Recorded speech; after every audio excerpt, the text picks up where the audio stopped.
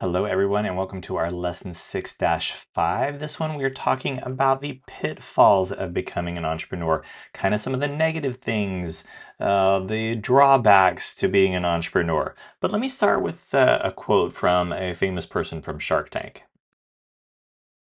So Lori Greiner, who again was on Shark Tank and is on Shark Tank, she says entrepreneurs are willing to work 80 hours a week to avoid working 40 hours a week. Well, that doesn't quite seem to make sense. So what does she really mean by that? Well, what she means is that the eventual rewards in the future will hopefully compensate for the extra effort and hours required to get your business off the ground. You might in the beginning be putting in 80 hours a week, but once your business grows and gets started, you may not have to work even 40 hours. So here's some specific pitfalls of becoming an entrepreneur.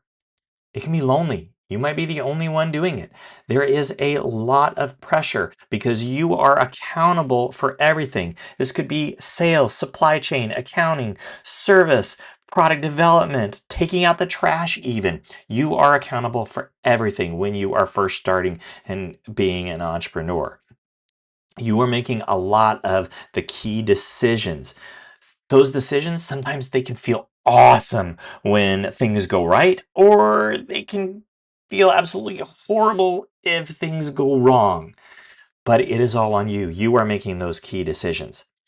You are assuming the risk with that venture. It requires irregular hours. Like again, you could be working 80 hours a week as you're trying to get this going.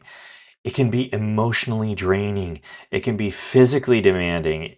You can cause irregular eating habits. You might start out eating breakfast and then you might not eat again until who knows the next morning, depending on what you're doing or how much work. Vacations often get put on hold.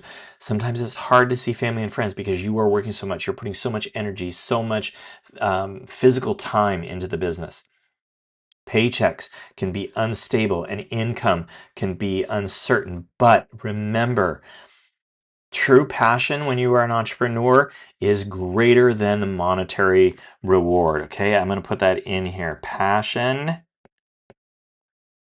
that's not the right place to put that, is greater than money. Okay.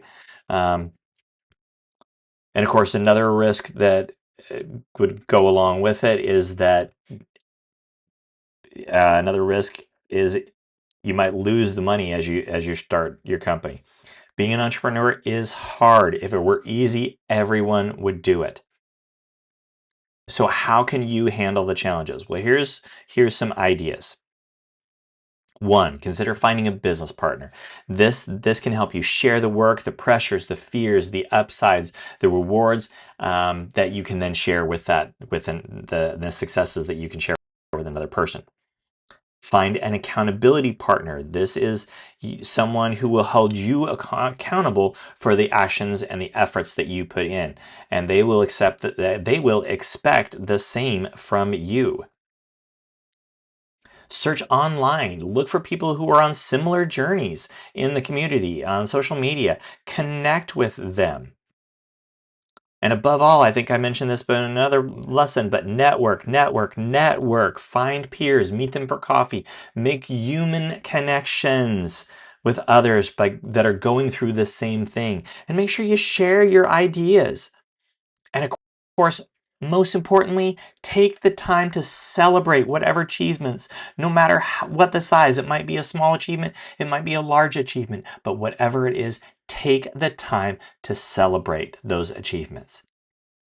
All right, and that is our brief overview, our brief lesson, lesson 6-5 on the pitfalls of becoming an entrepreneur, pitfalls or drawbacks of becoming an entrepreneur.